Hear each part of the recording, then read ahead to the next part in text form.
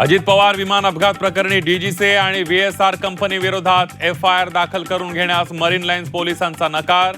रोहित पवार आणि पोलिसांमध्ये वाद. रोहित पवार उद्या बारामतीमध्ये जाऊन एफआयआर दाखल करणार.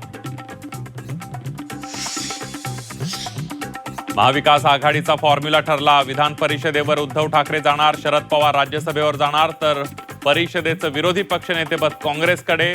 सूत्रांची झी 24 तासला माहिती. पार्थ पवारांचं योगदान काय? अंजली दमानी यांचा सवाल. गुणवत्तेला मान हवा, वारसा हक्काला नव्हे. पार्थ यांना राज्यसभेवर पाठवण्याला दमानी यांचा विरोध. मालेगाव महापालिकेत नमाज पठणानंतर हिंदुत्ववादी संघटना आक्रमक. महापालिकेत जाऊन हनुमान चालीसाचं पठण.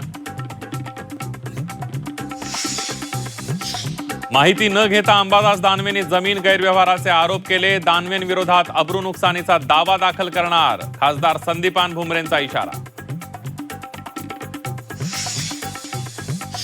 अवकाळी पावसाचा रब्बी पिकांना मोठा तडाखा. मराठवाड्यात 25,000 हेक्टरवरील पिकं उद्ध्वस्त. अतिवृष्टीतून मराठवाड्यातील शेतकरी सावरत असताना पुन्हा एकदा संकटात.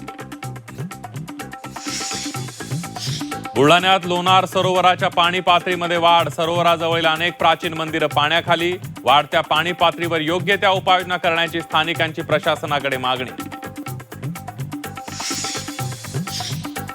विद्यार्थ्यांच्या ओळखपत्रावर डिजिटल स्कॅनर. विद्यार्थी शाळेत आल्यानंतर पालकांना त्यांच्या व्हॉट्सअपवर मेसेज जाणार. सांगलीच्या अलकुड एमच्या जिल्हा परिषद शाळेतला यशस्वी प्रयोग.